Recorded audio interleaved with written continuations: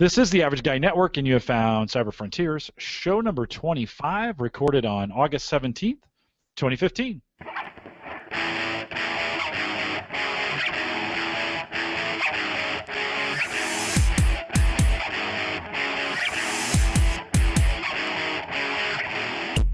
Here in Cyber Frontiers, we explore cybersecurity, big data, and the technologies that are shaping the future, all from an academic perspective.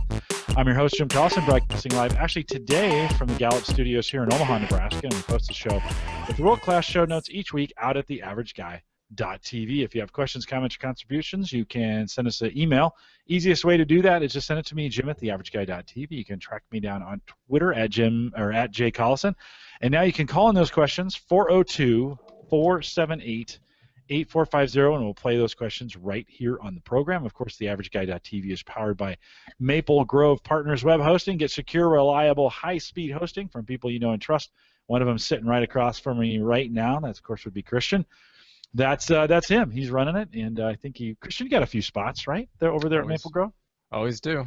All right, so we can heat up the basement a little bit. Head over to maplegrovepartners.com, and I think plans start as cheap as $10 a month.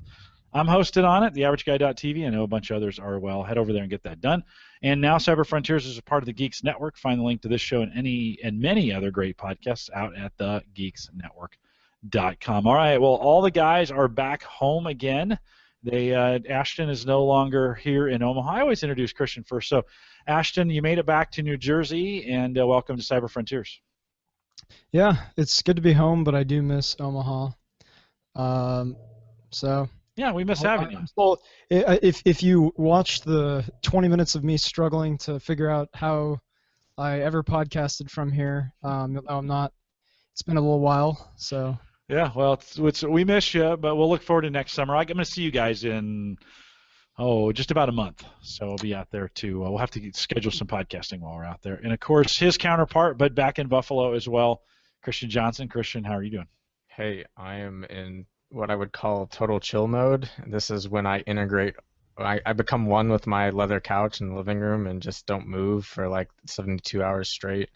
So I am doing well, getting recharged energy-wise from what's been a long and productive summer, and looking forward to tonight's show. Yeah, good. Well, if you joined us if you found the program off of YouTube and you're watching us, this is a long play show. We'll be at this for the next 45 minutes or so. So buckle in. We'd love to have you stay along for the ride. All right, tonight we want to talk a little bit about OS security. Well, one of those pieces that is just not Windows problems, but we're going to start with Windows, I think. Christian, Microsoft has released, as of July 29th, has released a brand new version of Windows, and Windows 10 has gotten really wide adoption. A lot of people are downloading it. A lot of people are using it. It's getting pretty positive reviews out there as folks are downloading and using it. I'm hearing just a lot of buzz around it. We want to talk about it tonight from a technology perspective. So when we think about a new operating system, we're always worried about security. In the last couple days or so, out at the AverageGuy.tv's Facebook group, we've been talking a little bit about antivirus, and that's kind of one of those things that always comes up. But inherent to the system are OS kernel problems, some of those things that come, or just weird ways. Microsoft changed some things that they did with Windows 10, and it just made it weird. So let's dive into Windows 10 a little bit. You used the word debacle on this. Isn't that a little strong? Debacle's probably a little strong, but it's pretty close. Maybe more of like a snafu. Maybe snafu is a good word.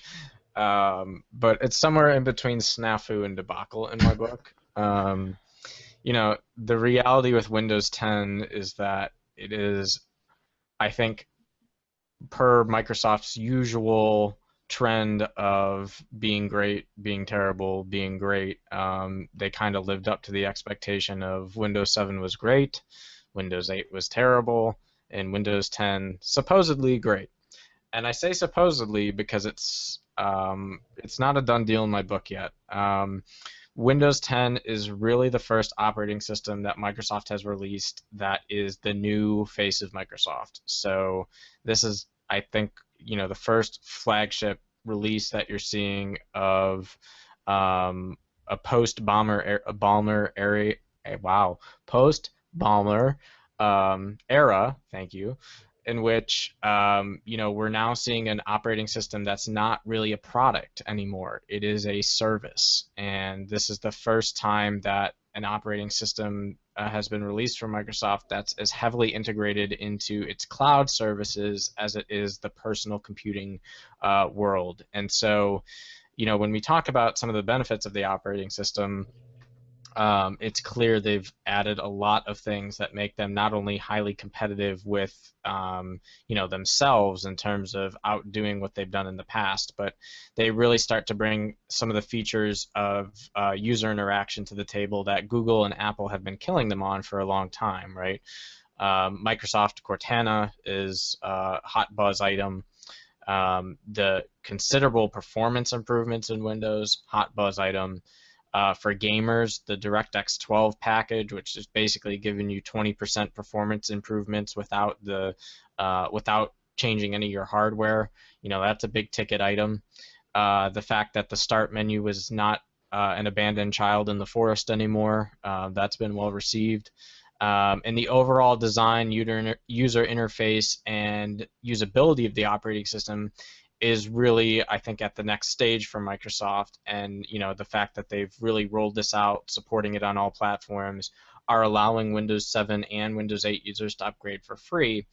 They've really laid the foundation for Windows 10 to be a massive rollout and to be massively successful. That being said, the definitive argument for why Windows 10 is no longer a product so much as it is a service is clear, because it's the first operating system you can get from Microsoft that is a free upgrade for millions of users. And the intent there is that everyone's going to get standardized on this great new platform, and Microsoft is going to move to a revenue model that is much more similar to Google than it ever has been before, where the services and the extensions that you're buying in the Microsoft portal and the operating system are going to be the primary revenue streams for the company, not the fact that you bought a product license key.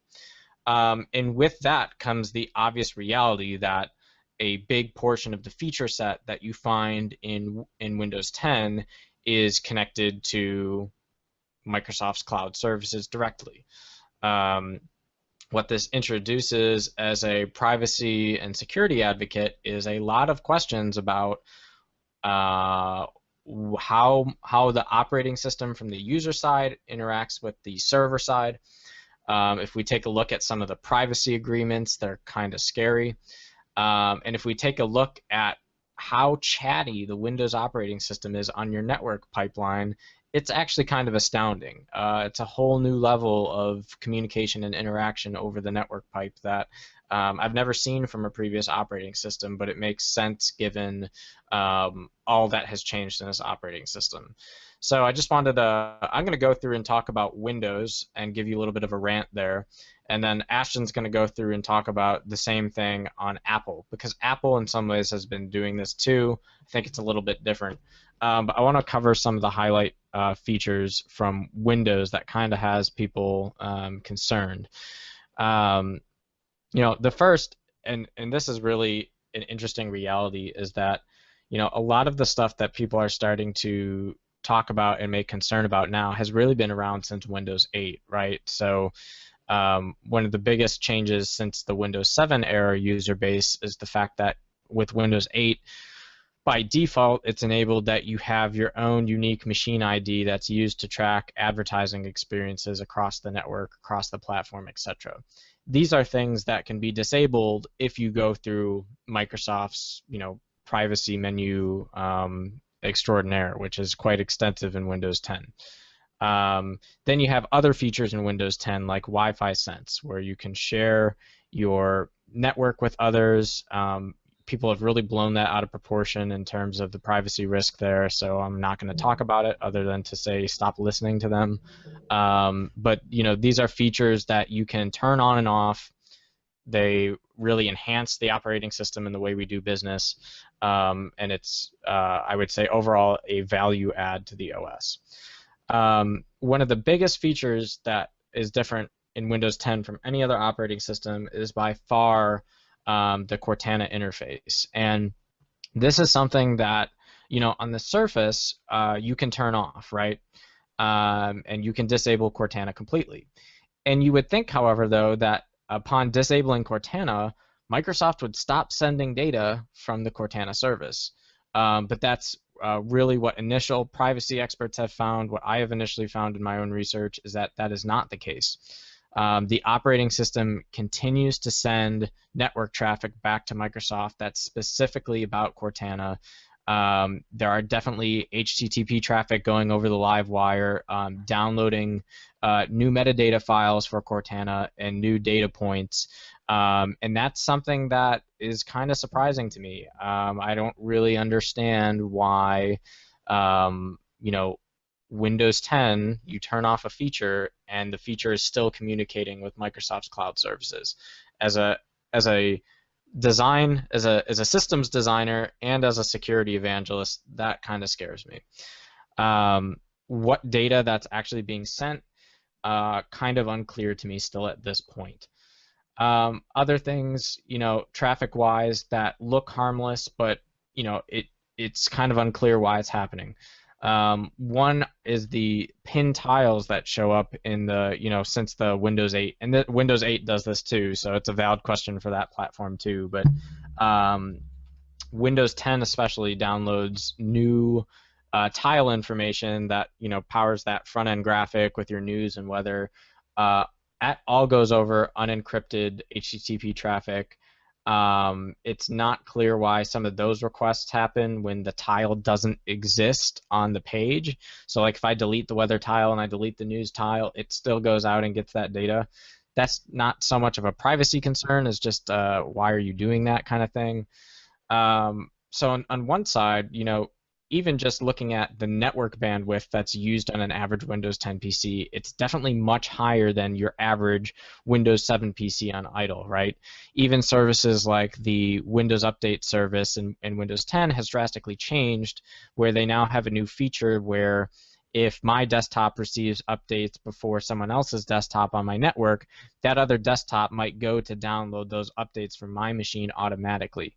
Now, there is buried in the settings page a way to turn that off, but by default, your average home consumer user who's just putting these machines on their network, their machines are naturally using more bandwidth at a state of rest than any other operating system before. So even what kind of implications that has on, like, if you're a mobile device user and you're taking your tablet out, how much additional network traffic is that causing you? That's pretty interesting. When we talk about some of the privacy-oriented concerns as opposed to the technology-oriented concerns, really it's the end-user language that is, it's not just the things we're seeing on the technology side so much as the end-user license. I know when the Windows 10 technical preview came out, I talked about this briefly, and that was that the Windows 10 license agreement very clearly explicitly states that they have access to all your documents, all your files, keystrokes, etc. And the language is very stark and upfront in ways that you would have never seen that in a Windows 7 end-user license agreement.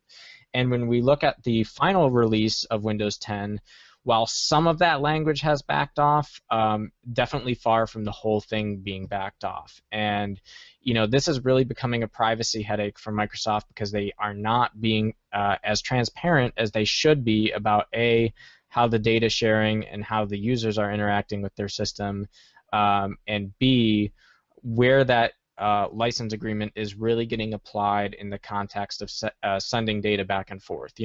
It's one thing to have data go back, for my speech, if I have my microphone on because I'm using Cortana and you're trying to improve your audio engine, yeah, Apple does that, Google does that, etc. But no one from Microsoft has really come forward and explained why you need my keystrokes, why you need my files, and yes, I can sit here and conceive ways in which this is all improving the operating system. But as a security conscious person, these are things that these are features I wouldn't want. I would just soon as much turn them off to know that there's not a keystroke application running on my desktop. Which one point in and of itself is, it would be awesome if Microsoft had made a release of Windows 10 that was designed to be kind of the standalone enterprise release that was completely disconnected from the cloud services, because I see this being a major adoption challenge in the enterprise, where they're going to want much more stricter controls over how updates happen, over how the system's interacting. You know, those networks are much more tightly monitored. You want to have the traffic much cleaner. This is going to be an adoption challenge for major Fortune companies, is my prediction. Whereas on the user and the commercial side, you know, we're seeing the adoption rate is huge because they made it so easy for you to get those upgrades, to have that icon bar put in your tray, to download your free upgrade, etc. The privacy headache is a headache because, you know, we started with these core set of features that, you know, people traced and saw data, and then we're seeing new articles come into the fold that continue to be a problem for Microsoft. One of the ones that has come out in the last day or two that has been a popular conversation point is the privacy headache over gaming, where there's now explicitly put in the license agreement, Microsoft actually scans portions of your machine as it pertains to you using Microsoft-based games and services to see if you've installed counterfeit software, and tries to basically automatically disable any unauthorized hardware and or software that you're using on your machine, right? So whether or not you agree that's a thing for Microsoft to be in the business of doing is a separate conversation from the fact that your CPU is now spending time scanning, making sure these things are right, doing file sum checks, sending data about you back to Microsoft, enhancing your advertising experience. And what you start to realize is it's actually very difficult to take Windows 10, install it on your machine, and isolate it in such a way that you can turn off all this chatter. And that's kind of the core, that's the first core argument that I make, is that Microsoft at this stage in the game would be a lot classier if they not only provided this really great user experience with the cloud integration and the services, because let me tell you, there's a lot of average people whose lives are going to be benefited by having those services.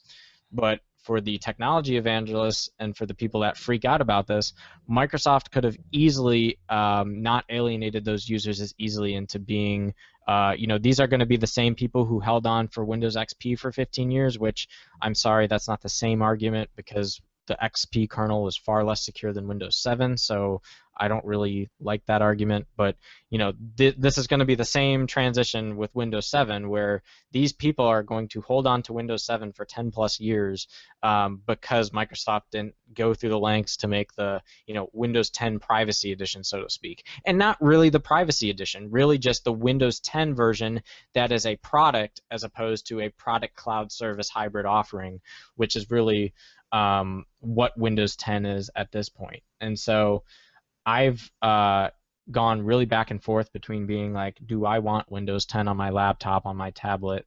I made the determination right off the bat that Windows 10 was not going on my primary desktop workstation, because there was just no way in hell, with the amount of data and the level of granularity that I have my primary workstation configured to, that I was comfortable throwing that into the void that is Windows 10. So that was off limits. But I was open to upgrading my new Lenovo Yoga 2 tablet and this Core 2 Duo workhorse, in which I'm broadcasting from now, to Windows 10 to see what the experience was like. And even then, I got as far as letting the image download to my machine, and then I was like, nope, I'm not doing it. So the farthest you're going to get me to go, probably for the next 6 months to a year, is having it in a virtual machine sandboxed, where I'm studying the behaviors and activities with most keen intent. So of course I've started trying to look at, well, how can I disable some of the chattiness and the internet traffic and make this browser do my bidding, or operating system do my bidding? And it's really an interesting battle. If you're running Windows 10 as a desktop, where you know the desktop is never going to leave whatever network it's connected to, you would think that, so, you know, obviously the very naive approach to saying, how do I disconnect the cloud offerings? I make my computer disconnected from the internet, right? Well, obviously, if you were to disconnect your whole computer from the internet, it would be kind of useless. So the logical equivalent of that is saying, I'm going to go into my Windows host file, and I'm going to start recording all the network packets that are coming in and out of this machine, and I'm going to look for all the ones that pertain to Microsoft, and I'm going to block them in my host file by basically finding those domain names that Microsoft is communicating to, redirecting them to localhost, and keeping that traffic from ever getting in or out of my machine. That is a cute approach, and for most things non-Microsoft that would work. But in Windows 10, even that doesn't work because they actually whitelisted and hard-coded the DNS names that they need to run their services in their DLLs. So if I explicitly try and block one of those domain names from resolving on my machine, I physically can't because the DLL just bypasses that whole host file DNS infrastructure and makes its own system calls. This is one example that I've talked about before about how certain system calls in these newer systems just get completely ignored, and you really have no way of knowing without doing further analysis whether or not your system is running the way you configured it. Google Chrome has done some of the same mischief in the past, which is why I also call Google Chrome an operating system within an operating system when talking about the Windows environment. So, you know, on the one hand, the only way you can block those Microsoft-related traffics if it's on a, you know, your desktop is sitting on the network, is to block it at your gateway, right? So if you have your router table, yeah, you can definitely block those hosts and services, and you know, when you do that, obviously the traffic's not going to be able to escape your home gateway, and you're quote unquote boxing in your system and sandboxing it the way you want to keep that chattiness from happening. But in the real world scenario, most of my devices that I'm going to have running Windows 10 are going to be connecting to all sorts of different networks, right? My tablet's going to be connecting to dozens of networks at any given time. So that approach of blocking things at the gateway doesn't work. We know the approach of blocking things at the host level works. So what you're kind of left with is a very imperfect solution of how do I disconnect this machine from these Microsoft-related services. So I still haven't found the best solution to that network aspect of it, where, you know, I'm directly looking at network traffic and pruning out the network traffic that I don't like for my mobile devices. That's one whole area that still has a lot of work, so to speak. But there are two applications that have come out for Windows 10 privacy that I want to draw everyone's attention to and will be in the show notes. The one is a application. The source code was released on GitHub not too long ago, but actually a little less than 2 weeks ago, and it's called the Windows Tracking Disable Tool. Cute name. Maybe they got their advice from Microsoft on how to name things. But basically, this application specifically focuses on disabling telemetry data. So with the Windows 10 for the first time has a lot of telemetry related data, and this is more the tracking stuff that you would see in your Googles and your Apples in terms of tracking your user experience, giving you customized targeted ads, that kind of thing. So this tool will allow you to outright kind of disable, turn off, kill telemetry related activities in the operating system. Then the second related tool is called Do Not Spy 10, and this is an application that allows you to, without having to go through and figure out all the Windows menus for the features and where all those settings are, it allows you to specifically enable and disable features that are in Windows that could affect your privacy. So it allows you to disable telemetry, biometrics, handwriting data sharing, error reporting, application telemetry, inventory collection, steps recorder, lock screen camera, Cortana, location, sensors, web search, DRM. I mean, there's a laundry list of about 30 things that are different in this operating system that it will allow you to specifically go and shut off. And this is probably one of the most fully featured applications that's out there right now. It's called Do Not Spy 10, and that's kind of the most one-shot kills all to get a lot of those features that are chatty and that impact your privacy turned off. That being said, even if I had both of these applications installed and running on Windows 10, I'm not 100% confident as a security evangelist that that's the ultimate solution to running my device in a way that I feel is secure. So it's going to take me a little bit more time to become a Windows 10 fan. I really, really, really love the features that are in Windows 10, which is why this is I call it a debacle. Maybe snafu is going to be the best word for this podcast. But it's a snafu for me because there are a lot of great features that have had me tempted and enticed to upgrade to Windows 10, and yet I feel very held back as an end user because I'm not interested in compromising my network bandwidth and my privacy just to get these features when Windows 7 does relatively everything that I want it to do, and I'm not going to complain about it. I kind of wish Microsoft was being more upfront and transparent. I wouldn't be worrying about this or be as OCD about it as much as I've been so far in my analysis if the end user license agreement wasn't so explicitly plain as day. Yes, we're collecting your keystrokes, we're scanning your files, we're doing hash sum verifications, we're downloading data from the cloud, we're sending data back to the cloud. It is really overwhelming on a scale that I've never seen with Microsoft before. And really, if you were to compare to some of the other privacy agreements for like Google services or Apple, it's pretty astounding. And I think there's a lot of technology evangelists out here right now who are in agreement with me on the analysis that I just gave you, and they're going to be sitting on the sidelines staying on Windows 7 until they see how some of this plays out. And I think Microsoft will have a challenge in that they will definitely, I think this operating system will definitely succeed in appealing to the masses and to the average end user. I think they're going to struggle in the enterprise on this one because I just don't see, and I haven't installed the Windows 10 Enterprise Edition yet, so the jury will still be out a little bit for me on that. But I think they're going to struggle to adopt in the enterprise at the rate that they should be able to do, given that this is Windows and Windows thrives in enterprise environments. Christian, I'm not sure the enterprise can make a difference, to be honest with you. I mean, I just don't think they're going to look as carefully, and I already know a lot of them have held off on Windows 7, and they're looking for 10 as kind of the next, the next big thing. I'm just not sure they're going to scrutinize it that carefully. Are you seeing evidence that would say any different?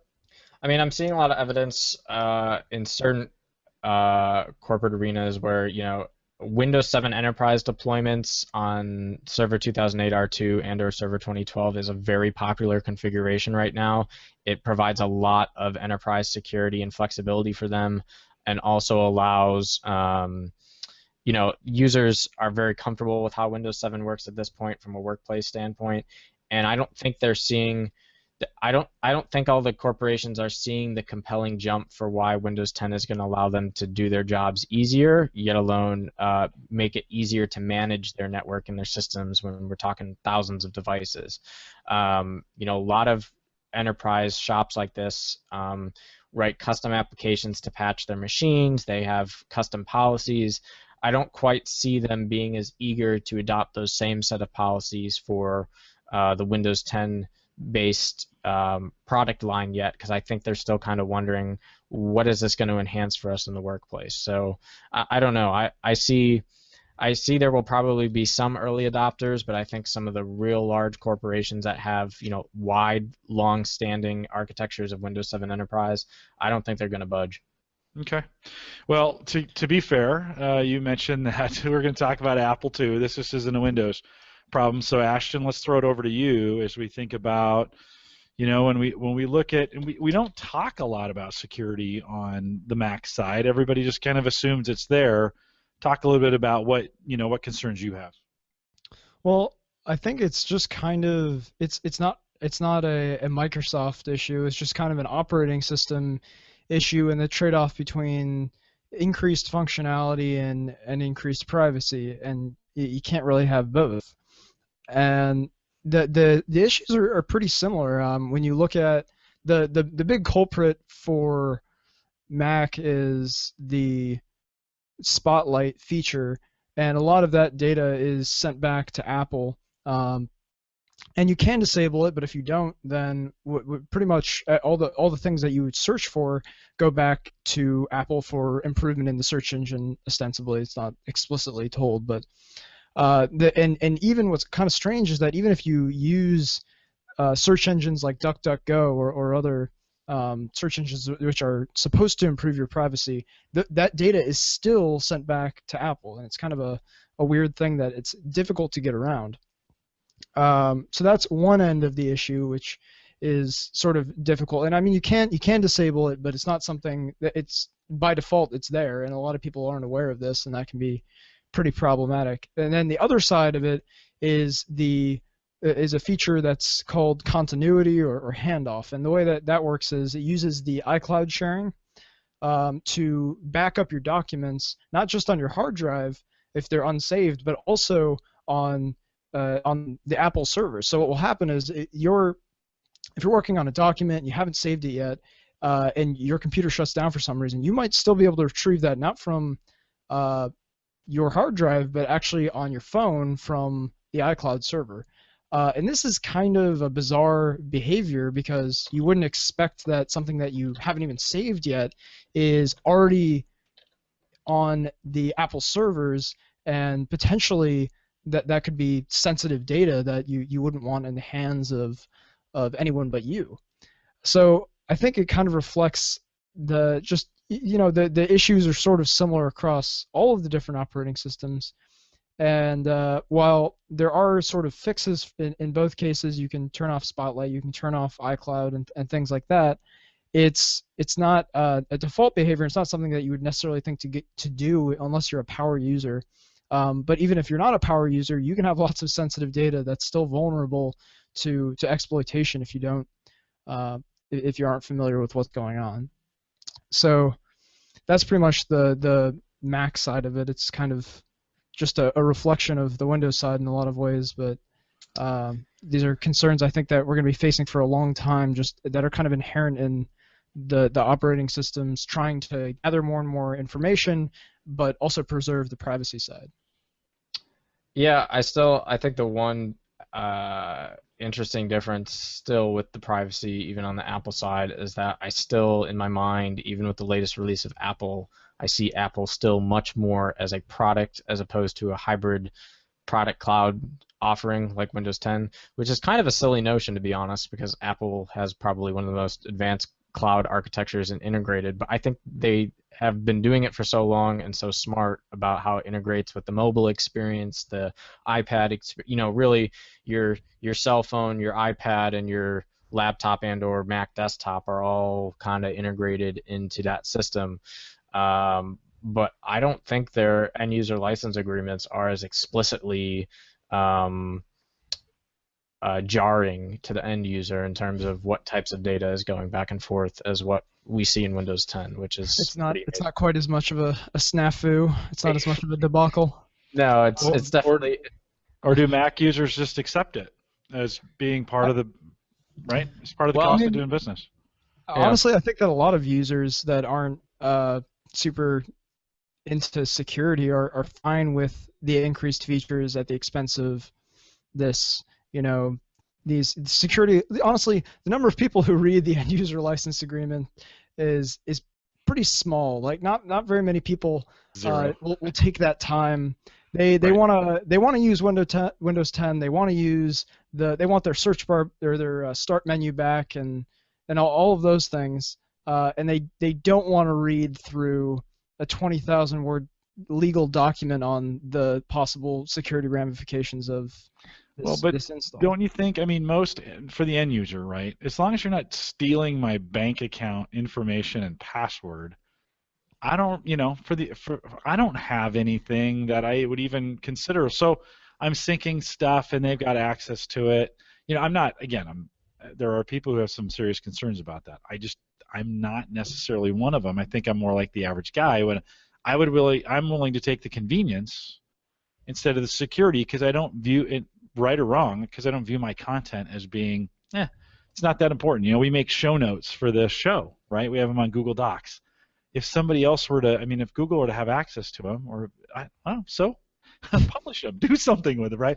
And I create a lot of documents like that. I get it though. There is a lot of stuff out there that needs to be secure. I think the scary thing though is some of the things that Christian mentioned are in the end user license agreements include keystrokes, and at that point, you don't really get to say, well, that's everything. That's you type it in your credit card or your password or whatever it may be, then you don't really have control over, oh, well, I don't do anything that important on this. It can still come back to bite you. Well, don't you think? In the they're trying to be helpful. I mean, keystrokes is so they can understand. As they're developing Windows 10, they want to get some ideas of what people are doing and how they're doing it so they can make the product better. Don't you think that's just an overreaching of convenience for them that when we look at it goes, oh, well, keystrokes, well, you could be recording the password to my bank account, right? I mean, Christian, is that what that says? Yeah, I mean, I think it's one thing to say, we'll have this keystroke whatever service on a technical preview where, they're in the core process of trying to make the operating system and improve based on user feedback. It's another entirely different thing to be putting that in a production release, especially. I mean, this is part of the reason why I think the enterprise is going to be so boggled by this. I can't imagine any enterprise feeling comfortable about accepting an end-user license agreement that says, hey, guess what? We own your keyboard. That just would not fly, and that's where the data really does matter, right? And there's a lot of different concerns over the continuity and the security of where that data is going and what form the data is existing in. And you brought up an interesting point about, well, I don't really care if Microsoft has my files that are on the cloud or whatnot, because at the end of the day, big corporation, I can probably trust them to maybe do the right thing. You as an individual can choose to take that leap of faith. But what the interesting segue is released in Black Hat, which is one of the largest security conferences, probably next to, along with DEF CON out on the West Coast. At DEF CON, presented a couple weeks ago, is one of the first real intriguing white papers on man-in-the-middle attacks for cloud storage accounts, where you don't even need the person's password. And I'm not going to try and read you the 20-page technical paper. I'll make sure to include it in the show notes. But it basically goes through how, these synchronous applications where, your OneDrive, right, is automatically keeping those folders that you specify. They're keeping it up to date. They're keeping them in sync, making sure your files are getting up there and available to your other devices. Obviously, it would be a pain if every time a change or an update happened, you'd have to put in a password, right? So these clients create a token that then is used to authorize back with the cloud service. And this walkthrough at Black Hat was the first real demonstration of how a successful man-in-the-middle attack for Dropbox, Google, OneDrive, etc. could be done, so that you don't even need to hack the username and password. You create this man-in-the-middle attack, you force that client to give you one of these valid tokens, and then you turn right back around and use that token to log in as a backdoor entrance to the real service. And at that point, it's not Microsoft that has your files. It's Microsoft and whoever else is smart enough to carry off these man-in-the-middle attacks. And again, these are sophisticated attacks. There's a level of complexity with all of this, but the point is there are real realities and real situations and real implications for both average users and especially the enterprise. And when you have an operating system that has become so heavily integrated in cloud services and infrastructure, people are going to stop focusing on the engineering of malware and viruses that sit on your desktop. The traditional antivirus is going to disappear. They're going to start looking at the network, the cloud services, and the back end. And you're no longer going to see the day where a virus comes in, installs itself on your file system, your computer gets hosed, you take it to your tech expert, he runs an antivirus scanner, it's all cleaned up, tidied up, and you have your machine back. No. These viruses, with having these cloud interfaces, are going to become much more complex because they're going to live in memory. They're not going to leave a footprint on your file system. They're going to be in the network, which is where the average user especially notices the least amount of change in their network. And as our bandwidth pipes get more, we get these larger bandwidth pipes, we get Google Fiber, we don't necessarily even notice if our internet is slow, right? Less and less we hear, hey, who's hogging up the bandwidth? I want to watch Netflix, right? That's becoming kind of a phrase of 5 years ago. So now the average user isn't even aware of, hey, my network is degraded, what's going on?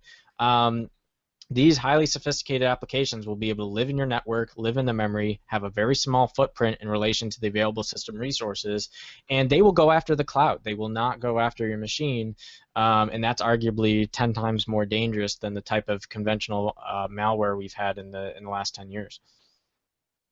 And I think that's exactly what I thought when Jim says, well, I mean, or I guess it was you that was saying that. I mean, you can trust them. You can take that leap of faith and assume that Microsoft is not interested in your personal information, and maybe not. You know, I don't know if you're familiar with that XKCD comic where it's Google and they're having a meeting at this table, and the lead CEO is saying, well, we're going to turn evil. What can we do?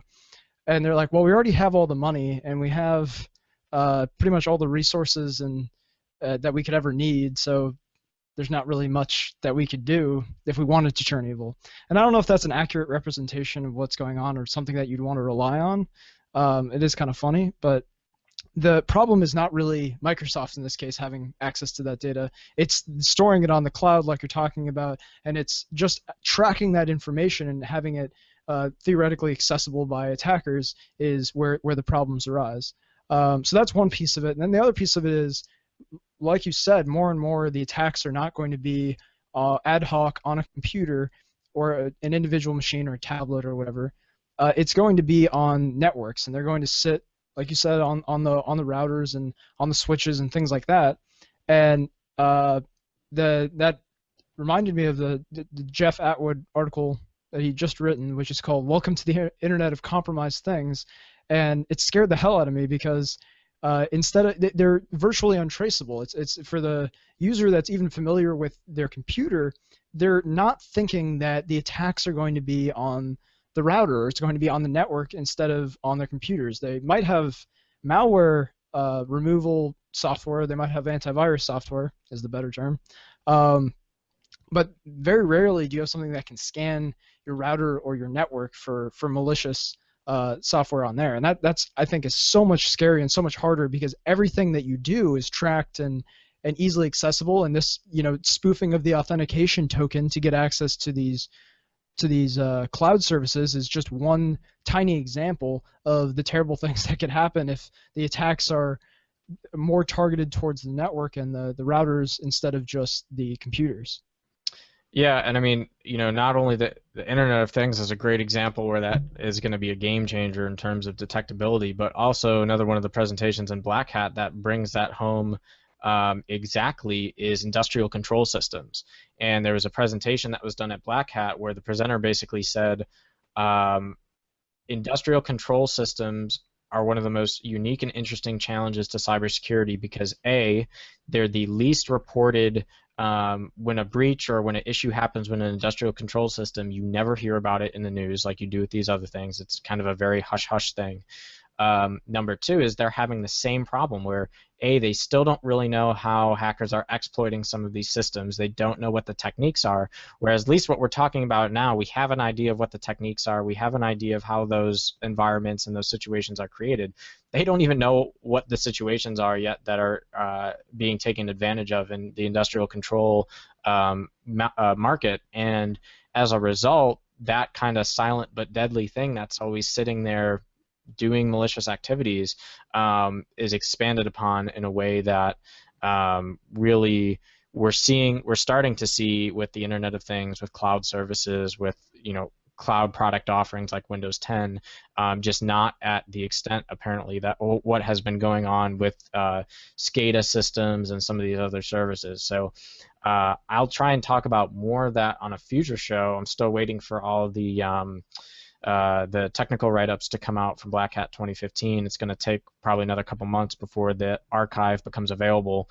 They only have the archive through 2014 available. So once all that stuff starts to trickle back through, we'll definitely do an analysis on the show and try and get someone who was out at the conference to come talk about that. But the detectability is going to become such a hard issue where again, you're going to see the end of antivirus software very quickly because the battle of security is going to be so much broader than just signature-based file detection. We're moving to memory and network in terms of where the vulnerabilities live, and that's really starting to be a game changer when we talk about how do you keep Windows 10 secure, how do you keep your OneDrive account secure, how do you keep your LastPass up to date. I mean, whether you're a consumer or you're an enterprise, between the end user license agreements coming out saying, yeah, we can take whatever we want, and then the technology itself enabling hackers to get whatever they want, we're fighting a two-pronged war in which we're winning neither at this point. And so these are going to be serious problems coming up for security evangelists as we keep thinking, how do we fix this? Christian, for the average guy, does dual factor change anything when we think of this man-in-the-middle attack? If they get access to it in a token, but they're not coming from a known location, will it throw two-factor and stop them? In this case, I don't think it would, right? Because if you have spoofed the middle end point and you've done that initial exchange, usually it's during the initial exchange where it would say, hey, give me some second form of authentication to validate yourself. In this case, you're swiping off that token that has already been created. It doesn't matter how many forms of authentication you have in the middle. It's just taking that already, you already have the key to the kingdom, basically. You make a copy of it on a fake system, and now you're circumventing it and going back to the real system, and you're basically fooling the client. So the way you fix that is you have to figure out, how do you redesign these cloud clients to be, I guess, more aware of who they're connecting to? But that's the problem. The whole point of a man-in-the-middle attack is that you're passing you're getting all those green check marks that say, yes, I am the real Microsoft server that represents syncing your account. And at that point, it's game over. Yeah, it's almost like some form of authentication all the way back to you that can't be spoofed, right? Exactly. Yep. One other. Sorry, one small note is regarding the Black Hat briefings. That the briefings are already out, so I guess those are. I'm not sure if those are what the talks are going to be on, or how that works. I saw the overview of what all the talks were going to be, but I didn't see like the presentation slides or anything posted for that yet. They do appear to have the slides are there and the white papers are there.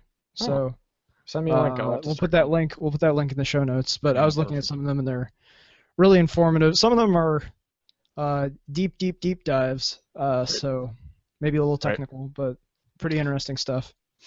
Yeah, you can get lost in going back through those even over the last 3 years. If you were to try and understand all the presentations that were given between DEF CON and Black Hat alone, would be a pretty interesting life undertaking. Yeah, it's probably more content than you can consume in a year. For the average guy, or even the above. For the average guy, yeah. If you're having trouble sleeping at night, just pull those out, and they'll put you right to sleep. Now, some important stuff. They may keep you up because of all the vulnerabilities. That's true. You might be. I think if we really realized how crazy and Wild West the internet is, just in any level, I mean, I think none of us would sleep at night. You have to, at some point, kind of say, well, it's security by obscurity. There's so many things going on that it happening to me personally, the chances are pretty small. Or I mean, that's how most of us live, I think. Yeah. To be honest, right? I mean, when I talk to you guys, I kind of go, man, I just want to shut my computer off and be done with it. And you really can't live in that world anymore. 10 or 15 years ago, you could still do your banking that way. I mean, and you still can, right? I mean, my mom's that way. She doesn't do a lot of stuff, but it's next to impossible. It's horribly inconvenient, right? And so it's just one of those kinds of things where I've even gotten down. So when I run out of protein bars, I just log in with to my Amazon account on my phone. I've got it all preset with one click. I just order more, and boom, they're to me in 2 days, right? I haven't left my house in years. It's awesome. Now I know that's not true because I just saw you here on the campus. When are you guys going back to school? When school start for Maryland? 31st, first day of classes. Oh, okay. But I'm back, or most of us are going to be back next week, starting to move back in. Okay. And well, it'll be interesting to see. I think so. As we look at the calendar, then today's the 17th. 31st is the first day. It's probably not realistic to think we can do a Cyber Frontiers well, you guys will have been moved back before. Could we do one on the 31st? Could we get another one in, you think? I think so. All right. Well, let's shoot for that. I would try to get on a regular schedule every 2 weeks if we possibly can. So we'll give August 31st, right? Okay. I think we just recently passed a year, right? Because I think we did one on the first day of classes last year. Did we? Would have been pretty close, yeah. Yeah. For Cyber Frontiers as a whole, or with having you on? Oh, just me. That's true. Just me. I think It's been with more you, than a 'cause year. It's been more than a year. Christian and I did a couple, I think in the spring, Christian, and then we Yep. brought you on. Yeah, Yep. because we had Dr. Pertolo on right Yep. before we brought And Ashton. that was in fall 2014. So Yeah, I'm gonna get a chance to teach in his class again, which is really cool. yeah. Super Or excited sorry, about that. spring of 2014. One quick last thing, Randy. Yeah. Did you get the? I dropped the links in there. You got the article? All right. Never mind then. I grabbed those. Those are the ones in the show notes, right? I just put it in. Yeah. Oh, The very last. The very last You one? got it. Blog. Cutting horror. Yeah, I think I got it. Yeah. Yep, I got it. Go ahead, Christian. The only last thing that I'll try and cover a little bit more in the next show, but it was a community request, and this is a community podcast, so we're going to talk about it, and that is the Mr. Robot show on USA Network. A lot of people have been asking me, hey, what are your thoughts about this? Is this the real deal? Etc. It's honestly, both from like a theatrical critic standpoint and from a technologist standpoint, it is by far the first thing on TV in any recent memory of cyber-based shows like CSI Cyber. It's a joke when you see all the fake stuff going across the screen and that kind of thing. It almost makes people who are technology oriented kind of chuckle and be like, okay, I'm turning this off before I have to go insane. And Mr. Robot is just total opposite of that. It's really a psychological thriller. Honestly, kind of on the really sketchy rating side in terms of like not safe for work, appropriate for family audiences. So tread with caution if that's a concern for you. But if we're talking simply about how realistic is the depiction of the cybersecurity, the hacking, the culture, it is incredibly accurate. They really focus on kind of some of the real world types of scenarios that would come up with email phishing and data espionage and exfiltration and hacker culture society. It's eerily, brutally much more realistic. It's not perfect, but it's brutally realistic in comparison to anything we've ever seen on television before. When they do the close-in screen-ups of the council, you're seeing actual commands, not BS. So the people who are sitting there say, yeah, I do this at work for a living. It actually, resonates with a lot of people. And so geeks love this show wholeheartedly. And obviously people who aren't technology oriented are really enjoying it too, because it's a really interesting psychological drama. But it, Randy has maybe the best word for it. It's a nasty show. It is really a nasty show, but it has some really fantastic elements that I think keep people hooked, and USA has really brought out an interesting show that I think really has made all the other cyber shows look kind of derpy in terms of like, yeah, this is a real world scenario. Some really bad ones. Yeah. Including every CSI ever made. Right. So this one is just brutally realistic, and like me as a technologist, I'm excited to see the realism there. Again, as Randy says, nasty is probably the word to describe Mr. Robot in other ways. So tread with caution. We are not a TV maybe rating not service. safe work. Maybe not for safe for work, huh? Yeah, not safe for work. All right. Sounds good. Well, with that, we'll wrap it. Want to say thanks for listening. If you joined us tonight live, thank you for coming out. We had I just didn't get this advertised over the weekend, and I need to do a better job of that. I say that every time, and for whatever reason, I've got all the time in the world. I shouldn't say that, but on the weekend, I'm intentionally working on podcasting stuff, and I always miss this one. I need to get better about that. But if you want to follow everything that we do, I do put the schedule and post it, even for Home Gadget Geeks, out on the averageguy.tv site. So go to theaverageguy.tv, check that out. We're going to get back on a 2-week schedule, hopefully, with these guys. They're in school, so it makes it tough, and we do a lot of stuff during the year. So we'll try and get back on every 2 weeks. If you haven't subscribed to Cyber Frontiers yet, you might want to do that. Just head out to theaverageguy.tv/subscribe. We want to thank you for using the Amazon link. It's just theaverageguy.tv/Amazon. And we want to also just say thanks, Christian. Thanks for hosting all that we do for theaverageguy.tv over there. That's always up and running, only to be slowed down by a plugin, right? Yes.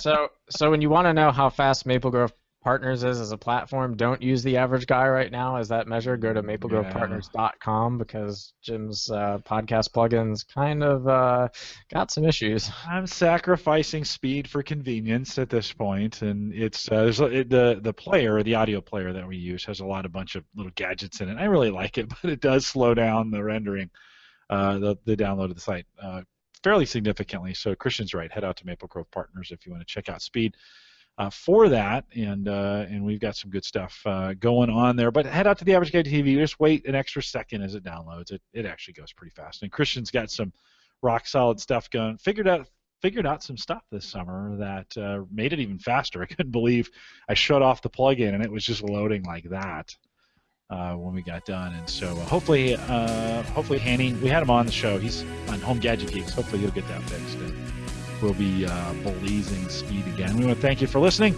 We're out here every other Monday night or so, and just again, like I said, watch theaverageguy.tv. If you like the show, and share it. We'd love to have you to have a friend listen to it or what have you. And with that, we'll say good night, everybody.